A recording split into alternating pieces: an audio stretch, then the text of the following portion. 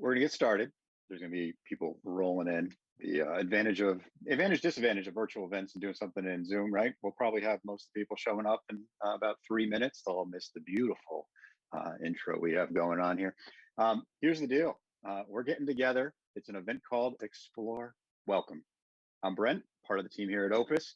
And this next hour, this exploration we're gonna do, we're lucky. We have three amazing speakers lined up.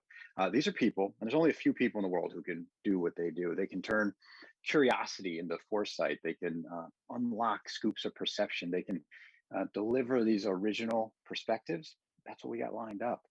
Right now, we're proud, we're lucky. We're lucky to have all three, and these are them. We're gonna dig in with each of them on conversation around what we're doing right now. What's next and how we gather? What's next for events? Where are things going? So what do we have lined up? Presentations, yes. Go back, getting excited with my slides. Presentations, yes. But we're also mixing it up with some fast breakouts. So we're gonna go through some presentations. We're gonna get together as cohorts. We're gonna come together. We're gonna leave. We're gonna be on a little bit of a journey together. And at the end, there'll be Q&A. The discussion will go. You'll see how when the three of these people start talking, where the fun happens. And again, we did this in Zoom, so we have a mix of formality, but also the informality. We want to be able to have that conversation. We want to be able to move fast. So I'm going to start to get out of the way and go back to this slide. This is David. You'll be hearing from him third today. He's coming to us from London. He is the author of a blazing hot newsletter called New World, Same Humans. He launched it last year. It's a weekly newsletter covering trends in technology and society. He's just blown past 16,000 subscribers. The second on the list you're gonna be hearing from is Henry. Henry's the author of books on trend-driven innovation. Hundreds of thousands of people around the world, leading brands have used this. He's now over at Founders Forum, where he's building a community of inspiring entrepreneurs, investors, and leaders across a lot of industries. And who you're going to hear from first? Monique from Amsterdam. She is a internationally known event curator. She's put together some of the industry's most influential creativity and technology conferences. So she's going to get us started, and I'm going to get out of her way and stop sharing. And Monique's going to take it away for this first segment into the future of how we're going to gather. Monique. Thank you for all those nice, friendly words. Okay, I've got about 8 to 10 minutes, and of course, I wanted to cover everything that happened in the last year, so let me dive right into it. I brought you some lovely slides as well, so let's share my screen with you. Okay, so last year, like everybody else, we sit at home and we watch what's going on online. And one day, my son, 16 at the time, says, oh, Travis Scott is playing in Fortnite. And I say, oh, that's interesting. I'm the events person. Can I come and watch this? And he says, of course not. I'm going with my friends. And of course, that evening, everybody, all his friends in their own homes, go into the room and watch, Travis Scott in the game world Fortnite. You probably have seen this video already for a million times. Millions and millions and millions of people did. But the interesting thing is, I'm going with my friends. He even put on a little bit of a, skin. So they dressed up for a 13-minute interactive video clip. It's an interesting world. Now, in this presentation, I want to show you a few interesting examples. And let's go to the next slide. Okay, well, pretty amazing what Travis Scott did there. For example, this is an example from the Netherlands. This is a conference, an event, a festival that usually is 4 days, brings creative artists together. And weeks into the lockdown in April last year, they decided, okay, no festival this year, clear, let's move online. And what they did, they basically did 3 hours on Twitch. So 2 Twitch channels, 3 hours with people hanging out and sharing their work. Now, they did some really interesting things there to make it feel really alive, which is, first of all, they said, this is not recorded. We won't share it later on. So if you want to see this, you have to come now. And secondly, they also had these, of course, there were talks and interviews and so forth, but there were also digital artists making work.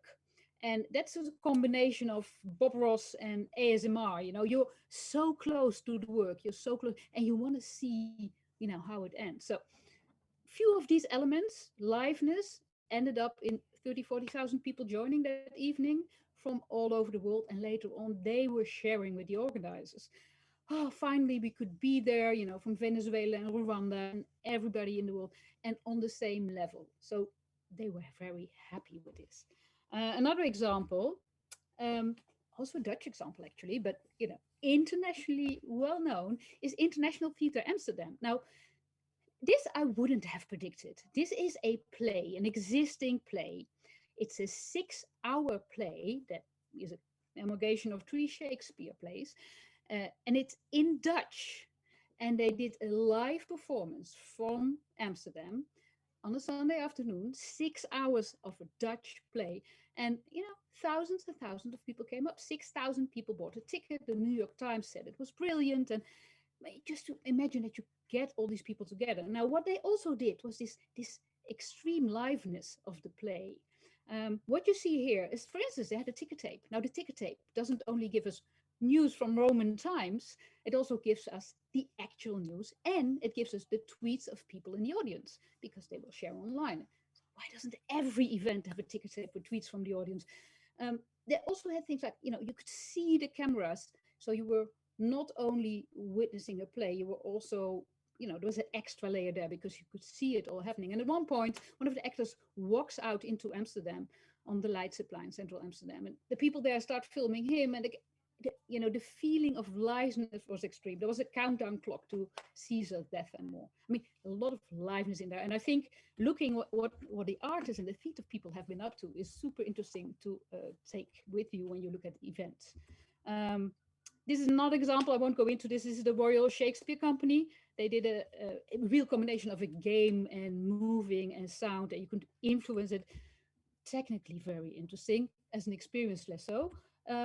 Or this is another, this was a little a comedy show, which felt as a Zoom show, but turned out to be half pre-record. It was a little mind game, to be honest. Or just wrap up this little part of my talk. This is an event I work on. This is nothing so special. This is a series of events for developers, and what they discovered is, there's new times available for events. So we did events on Saturday afternoon and Thursday evening, and then you sit there. Last event I did for them was on AI, and we had 1,100 people from 8 in the evening till 11 in the evening looking at AI talks. So it's a very, we did a little feedback evaluation afterwards, and we asked, what do you prefer? Do you prefer to come to the event like you used to, or do you prefer to have an online event? And of this pre-selected audience, 64% said they prefer the online events. And this is a crowd that likes to hang out, is on message boards and forums and exchanges information all the time, super active, but they'll prefer this to being in a room. Completely different topic. I think what has changed is how we are dealing with screens. I think right now, after this year, if you are there on video, you are there. It's if you can be, you're as there as you need to be. So in this case, you see this on TV. This Amanda Gorman gets interviewed, and he didn't even say she's not here. He says, "Oh, Amanda's here," and then he starts the conversation. And this is the same for other big TV show. One of the jury members couldn't be there. It's part of the whole conversation. And the screen design is very interesting as well. Is she bigger or smaller, like Amanda, or same size? And the audience starts to be there as well. Now, again, and then another example from a TV show, and this is an example for a seminar using the same technology. And here, this is an event. This is a business event where you have to be in workshops, and the teacher here is in the US, the host is in Central Netherlands, and the audience is on screen. And that they are on screen is super important because they're on screen, they see the others as well, and they don't feel the lonely experience of another Zoom call where you just sit there and there's a little bit going on in the chat, and you are aware that the others expect something from you as well, because this is a workshop-based event. So venues with big screens definitely have something going for them, bringing together an audience in a different way. And this now happens also in entertainment. I mean, the boy band that got sold 900,000 tickets for a live concert. This is here. They also brought the audience there. And to give you another example, this is a takeaway show, Saturday Night Takeaway, an evening show in the UK, where also, the audience becomes part of the event. The audience is happy to see each other at the event. The host can play with them, and then also they can do all kinds of digital things with them. So they can do little quizzes and things with the audience, just to give you a bit of an idea what that looks like. And some events really need an audience. They cannot exist without one. I mean, look at the World Wrestling Entertainment Channel.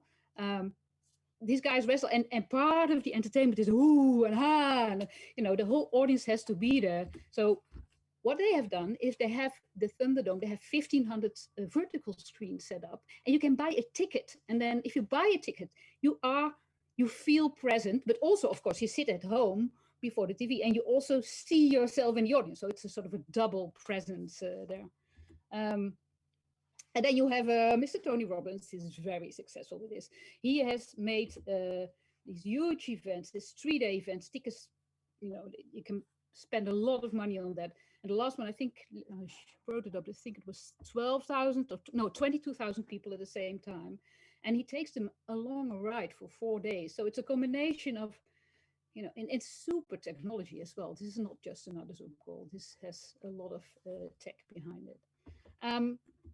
So last thing I wanted to touch upon is then, okay, so there's the screens and the presence. Oh, and to wrap up the screens, when we talk now about hybrid events, people think like, oh, okay, the speakers will be in a room, they come together, and there's a few people sitting there, and the rest of the audience is online, and how do we make that work?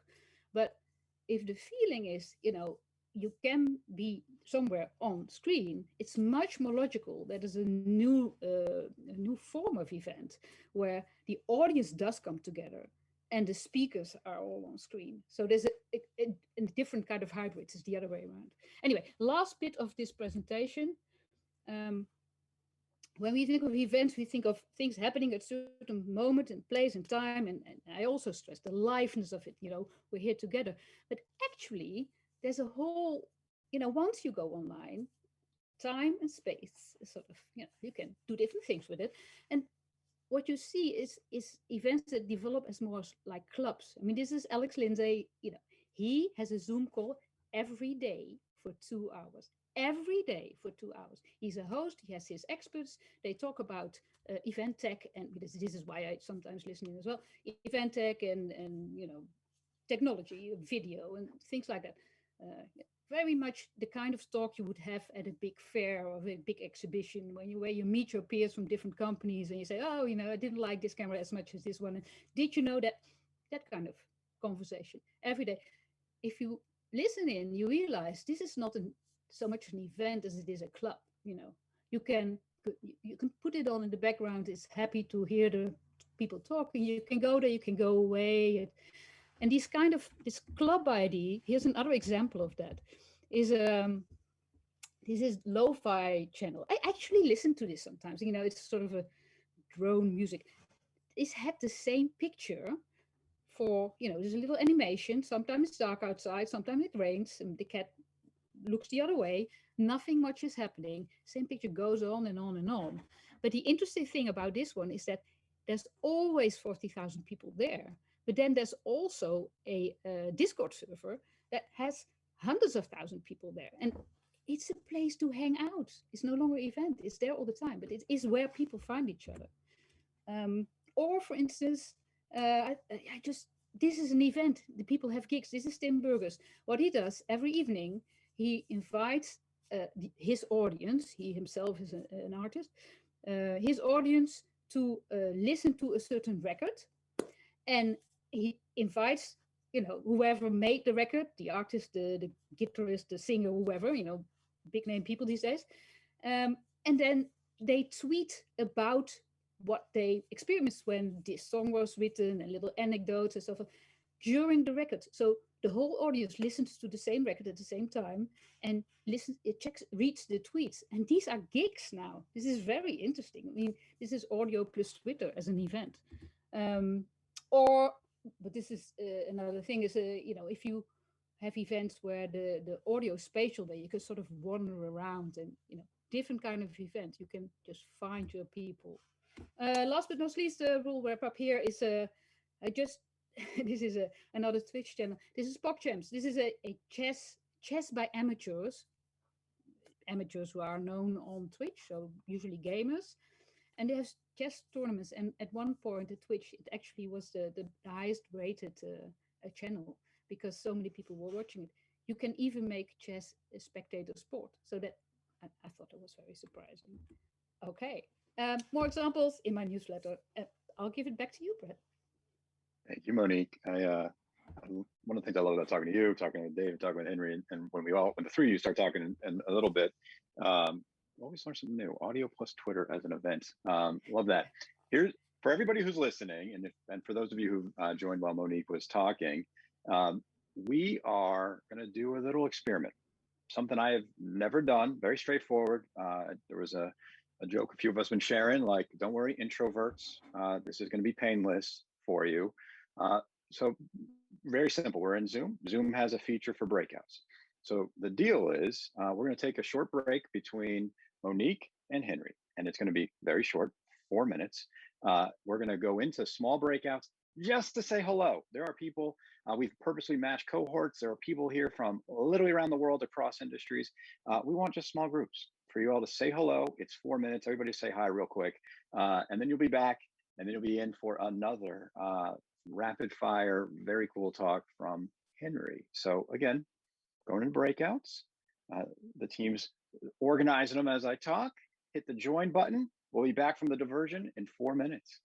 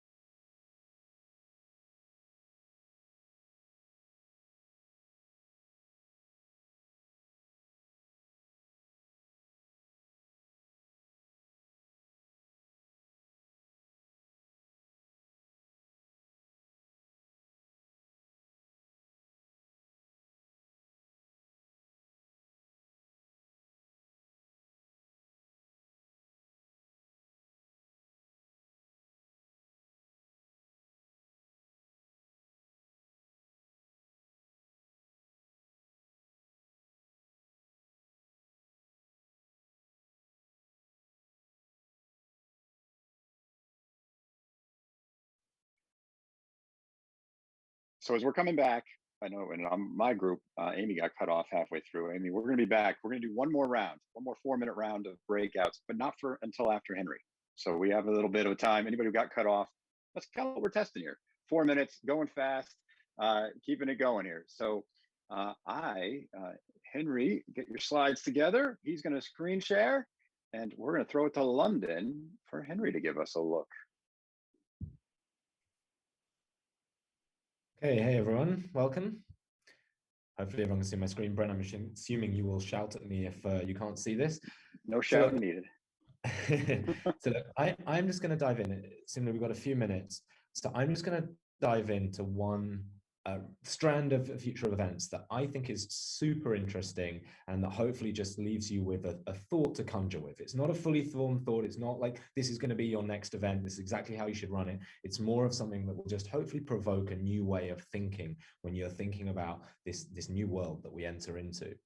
And so look, I write about trends, I write about what is going to be the future normal. And one of the most powerful ways to think about what is coming next, I believe, is to think about what will not change. What can you, amid all of the technological change, all of the behavioral change, all of the social change, all of the Gen Z, Gen Alpha, these new behaviors, Monique spoke about her son, there are certain core tenets of human behavior, I believe, that will guide us and you can anchor on whatever it is you're thinking about creating.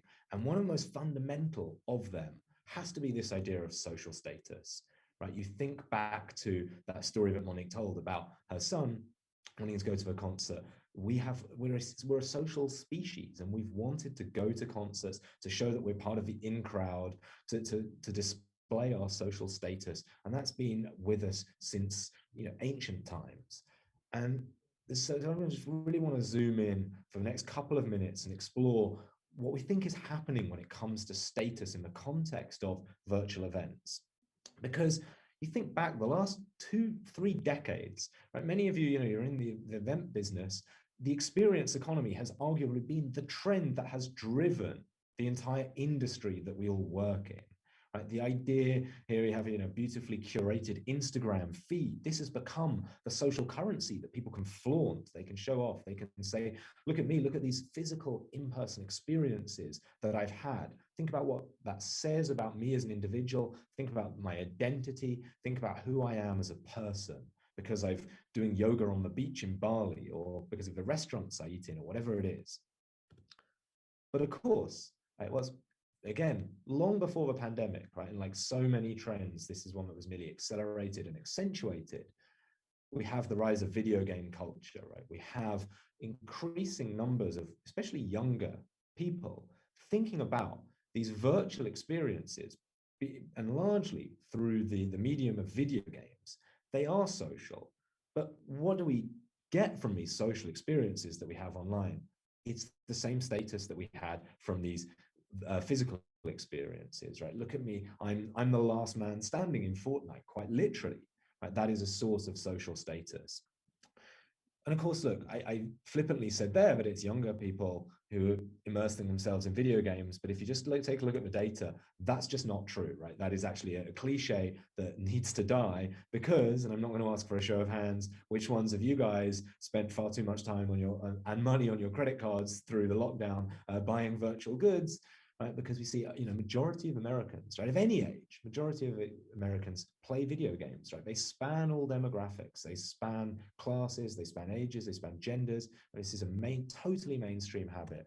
And again, like you just look at the numbers, and I'm sure I don't need to tell many of you, right, that global video game revenues, growing over 10% last year. I mean, in a way, I'm surprised it's that little, right? If you look at some of the tech company earnings this week. But actually, of course, the real story here is that this is bigger than Hollywood and the music industry combined, right? And perhaps some of you have heard that stat again before. Like the gaming industry is just too big to ignore. And what are people spending their money on? Right? In the last few years, it's seen the most interesting strand of this, I would argue, is the fact that people are spending their money, and actually Monique referred to this, right? People are getting dressed up in the game. They're spending the games are free to play, but they're spending their money on virtual goods, right? Yes, sometimes it's increased power of weapons, and it might be increased functionality. but often it's simply a skin, right? Could there be any more, concrete representation or visual representation that this is about? Just like in the offline world, it's about identity, it's about belonging, it's about displaying to your peers who you are as an individual, what tribe you belong to. And I think this is just such a fascinating strand, right? That is, has been most prominent in the gaming sector.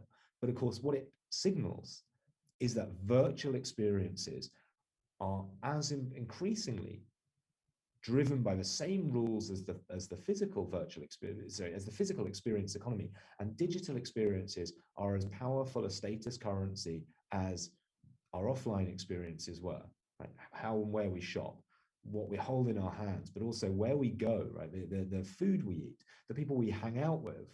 So I think this is just a fascinating inflection point, and one that, as I said, is not just confined to younger generations, but increasingly just a part of our lives that is indivisible from the online and the offline world, increasingly merging. And so look, we won't talk too much about this. Monique has already introduced this. You guys have all seen this, but it is mind-blowing to think that 12.3 million people attended this 10-minute virtual in-game concert from Travis Scott.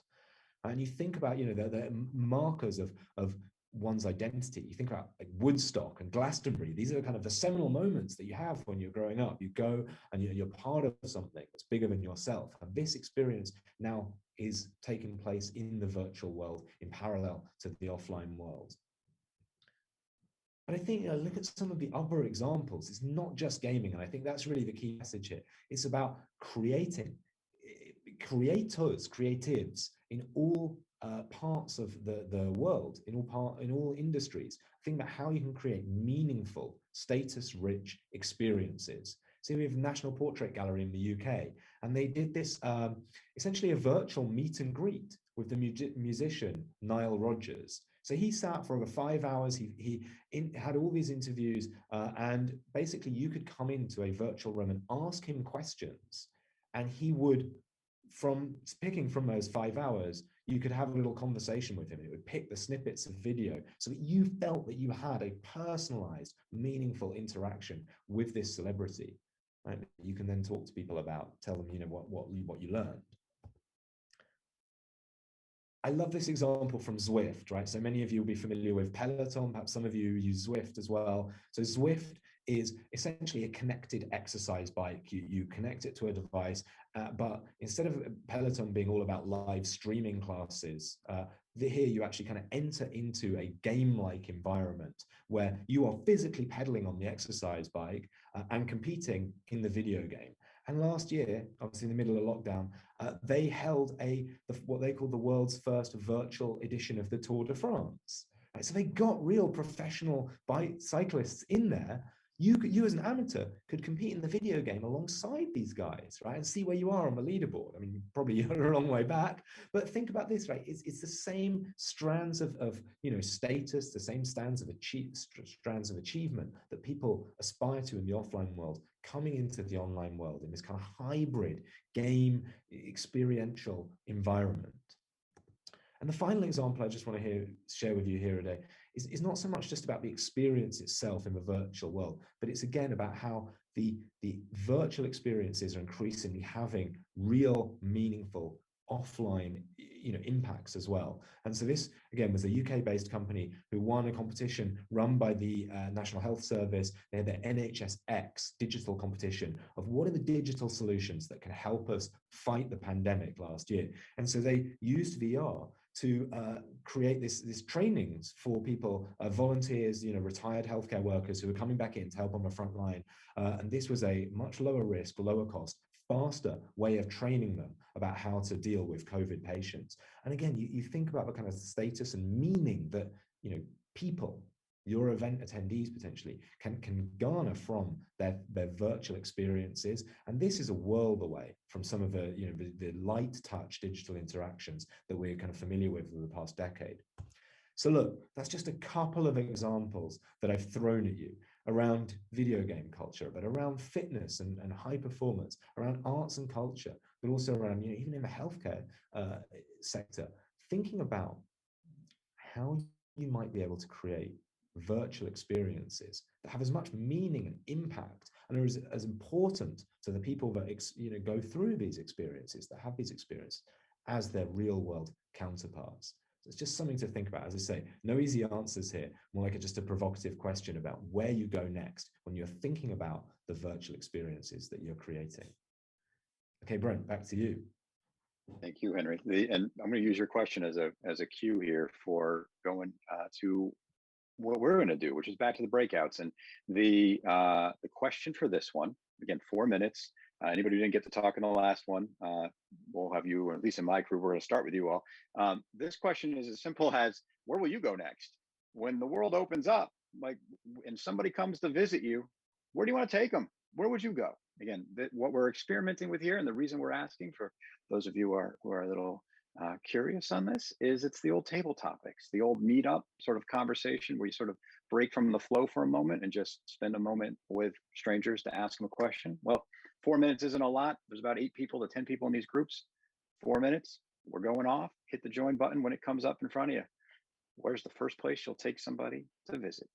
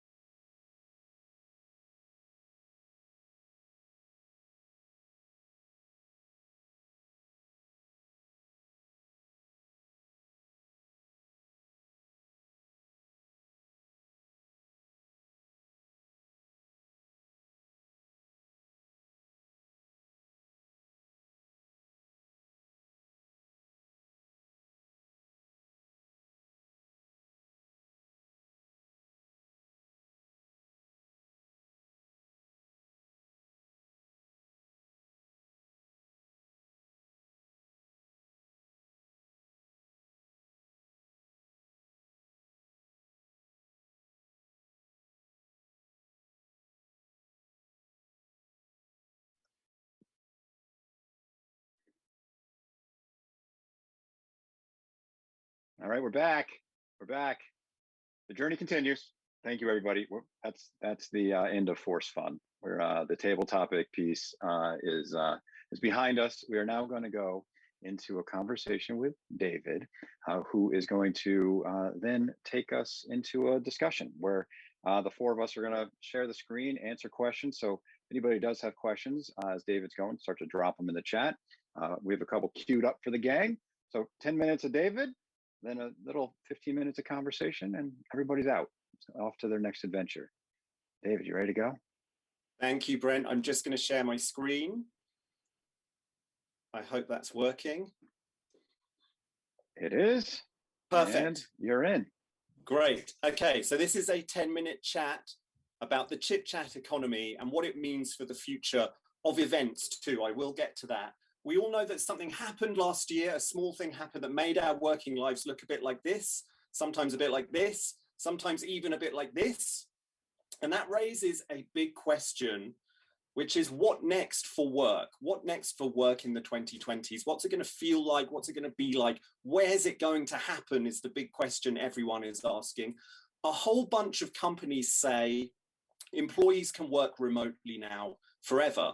Tons of them in Silicon Valley have said that. Twitter is one of them, many beyond Silicon Valley too. That's not totally straightforward. Google say they want people back at the office. Amazon say they want people at the office. But in overwhelming numbers, companies are saying our staff can work remotely forever from now on. If you look at what employees say, they agree, if they can help it, they don't want to go back to the 9 to 5 as usual, that pre-pandemic world. This is a survey of thousands of knowledge workers in the US recently. 75% said they'd like to stay fully remote or at least hybrid remote and office from now on. So that leads us to another question, a deeper question that we've never had to ask before. And this is the question everyone should be asking right now. It's not a question about productivity. It's not a question about whether we can work remotely. The evidence is clear from lockdowns in 2020 and this year. Despite all its difficulties, knowledge work from home does work. Productivity was maintained during lockdowns.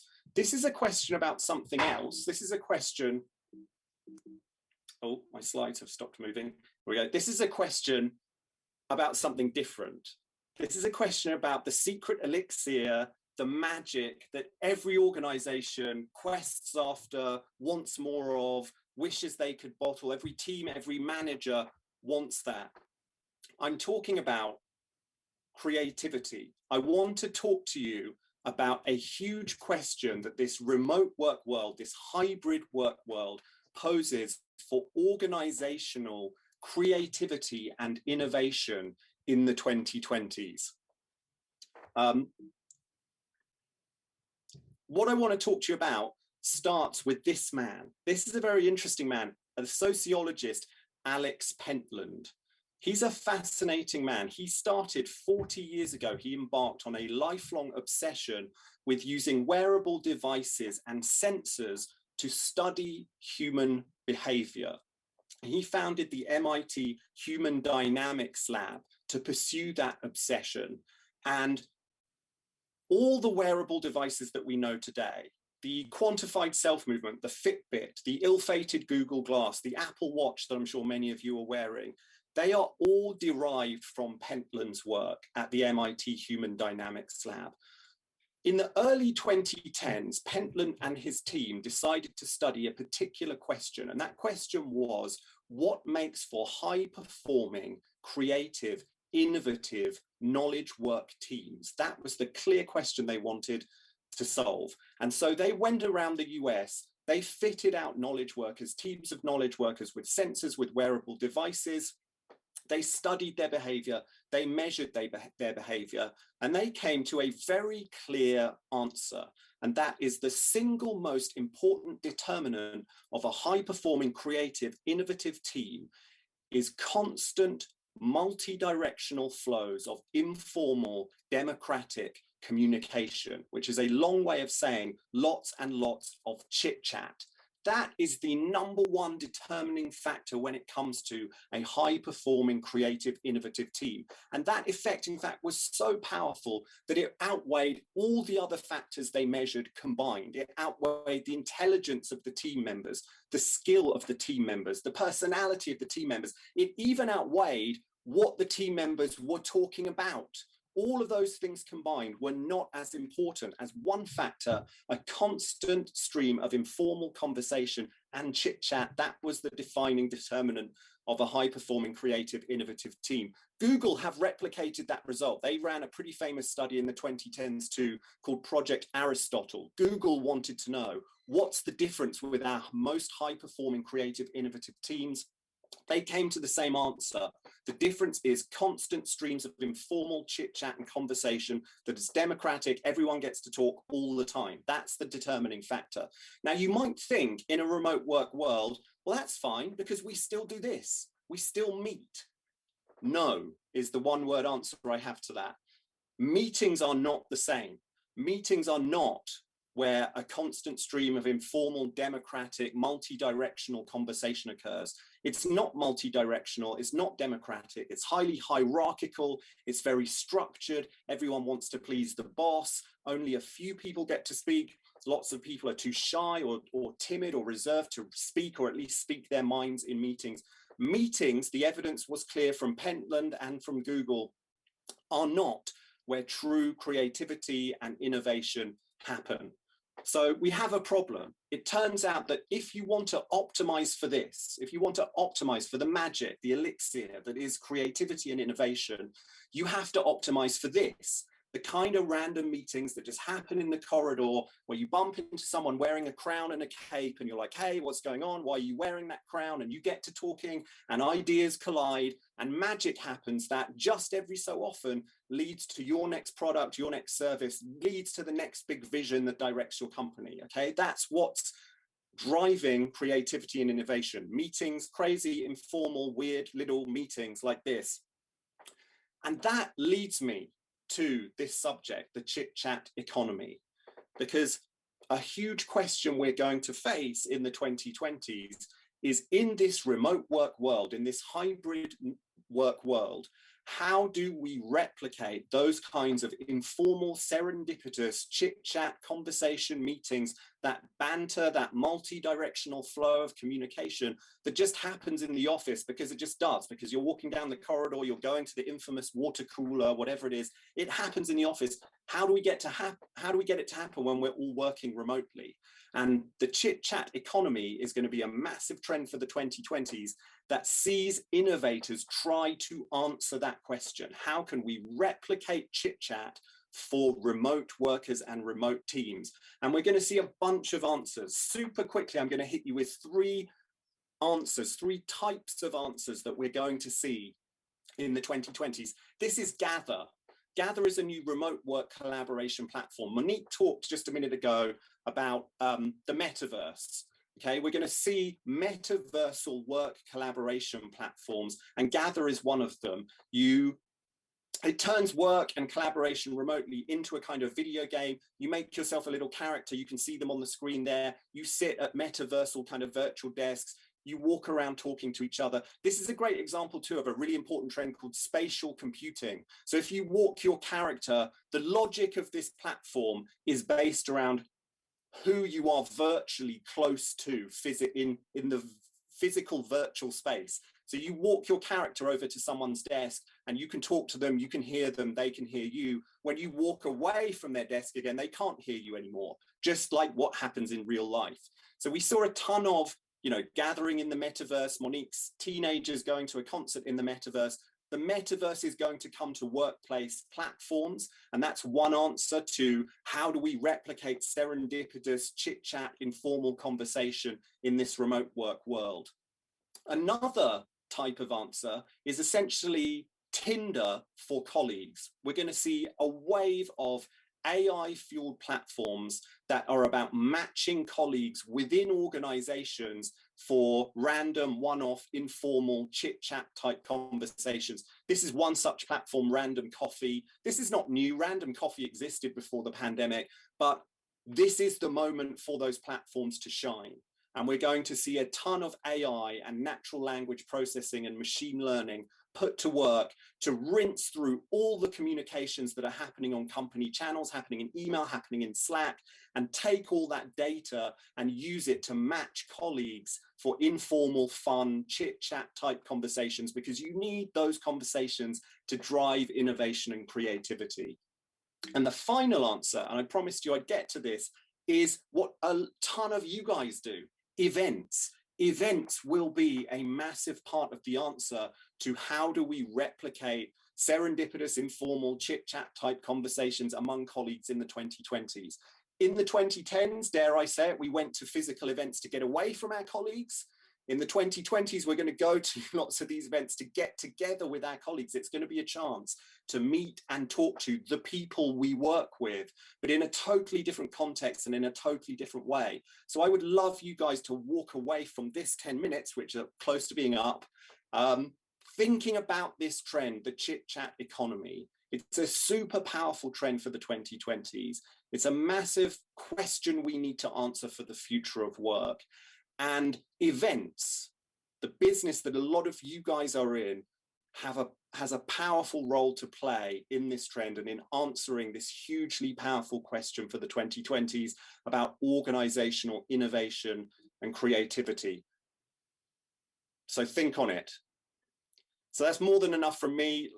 I write a newsletter, as you heard, called New World Same Humans, about trends, technology, and society. You can read a lot more about the chit-chat economy in the coming weeks and months in New World Same Humans. Check it out there.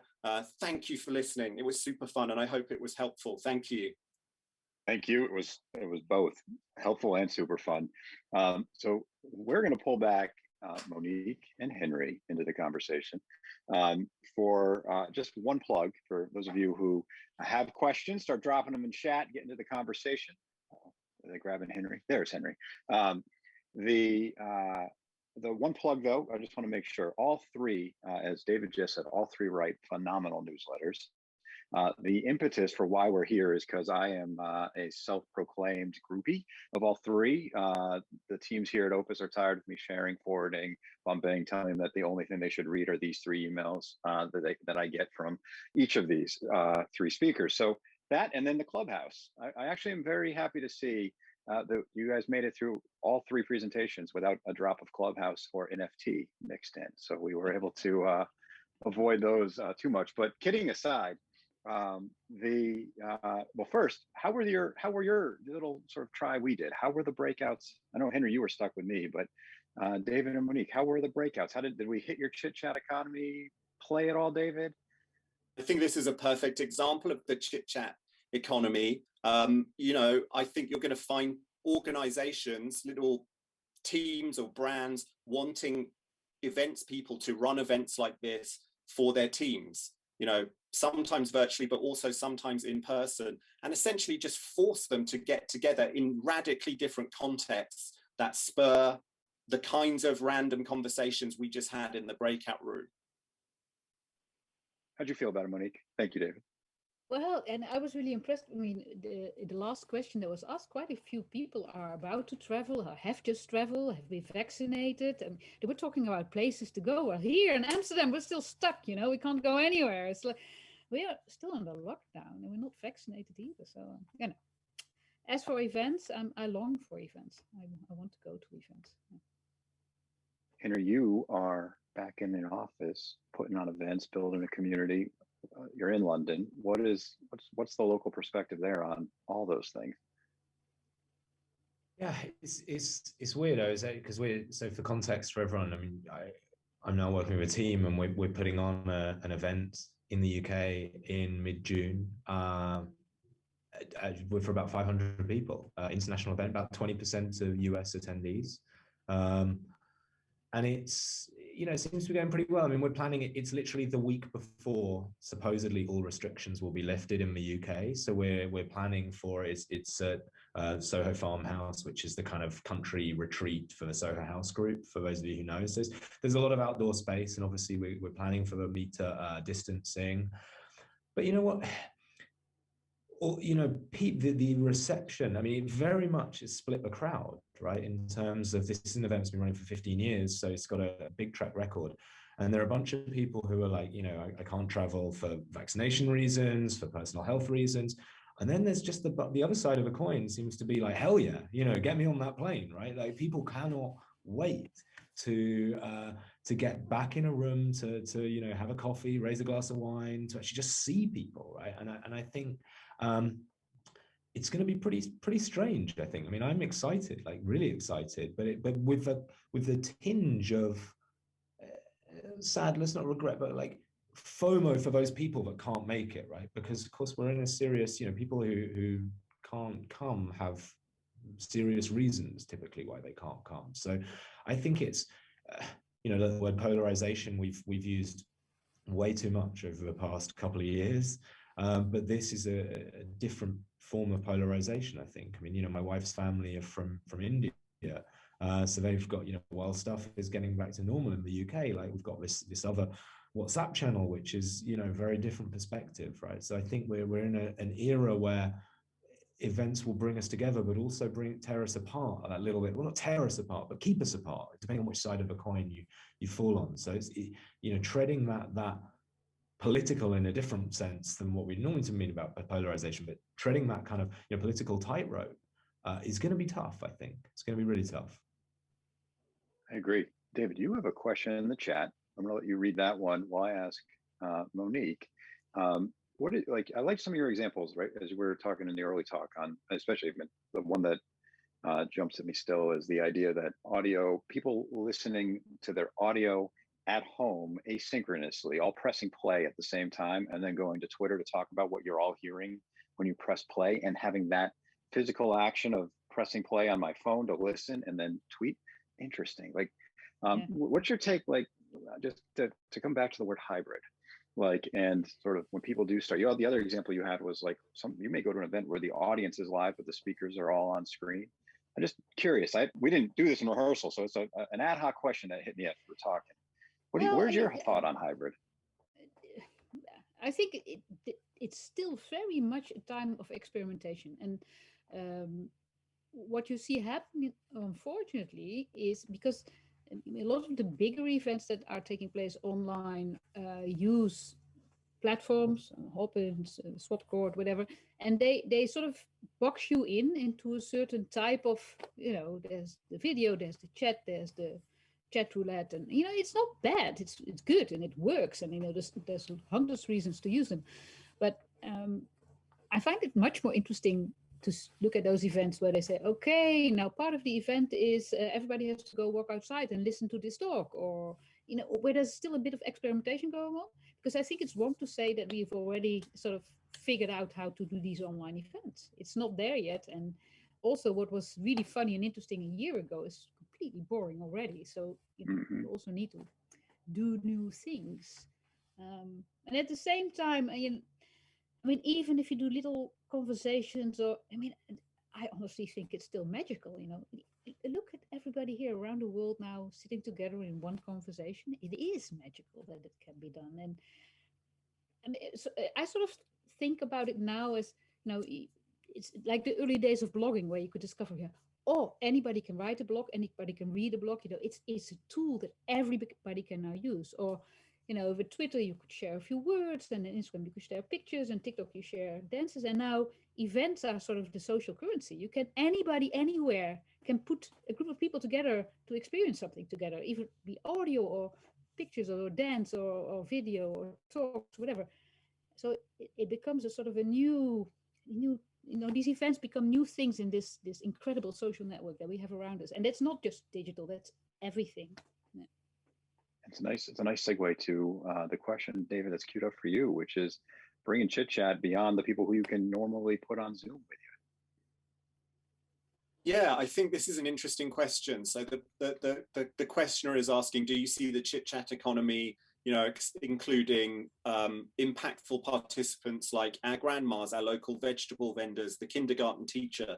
And I mean, definitely, it's a great point. I think that kind of serendipitous, informal multi-directional conversation where ideas collide and that inspires creativity and innovation, people outside the office have always played a part in that too.